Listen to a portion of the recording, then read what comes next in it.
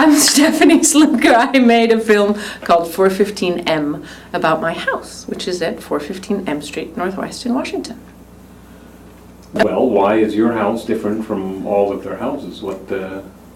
It's a documentary, I'm guessing, or? Yes, it's a short documentary, and it's one of those things where I'm really lucky because the number of people who come to one's house and say, "Oh, so tell me about the house," and I actually have something to tell them. When I get tired of telling the story, I say, "Go watch the film." In 1893, Miss Elizabeth Nixon gave a Halloween party at 415 M Street. The house was decorated with palms and chrysanthemums. Vocal and instrumental music and dancing were enjoyed by the guests. No longer a clubhouse, an old folks' home, or a place of worship, 415 is once again a home.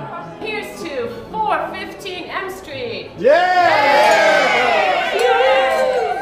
Luckily, there's enough documented history and there are enough people alive who can tell the story of the house from its earliest incarnation as the house of a fairly rich merchant who built it in the early 1860s onto when it became a rental property. And then it was a boys' club. It was the first Young Men's Jewish Association of Washington, D.C., and they hosted fairly lavish parties there, according to the Washington Post. And then after that, it was the first Hebrew home for the aged.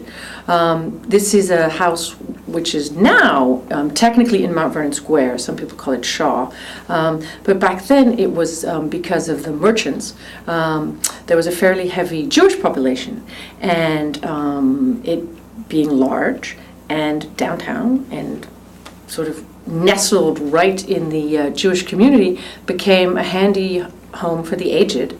And of course the current Hebrew Home for the Aged has great records on how many people were there and what they ate and how much they spent on coal. And they sold it to an Orthodox synagogue.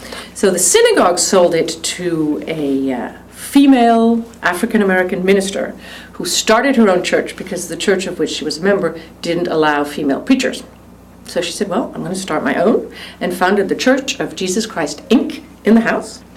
And after that, the Metropolitan Community Church bought it, and they loved the building, but they quickly outgrew it and decided that they really couldn't renovate it to hold their congregation and put it on the market, where it sat empty for several years while I eyeballed it, and the price went down and down. And one day I said, I'm buying it. And I did. And so the film ends with where it is today, my house. The final scene is a dinner party thrown in the house, and we picked the hottest day of that year where it was, and I don't have central air.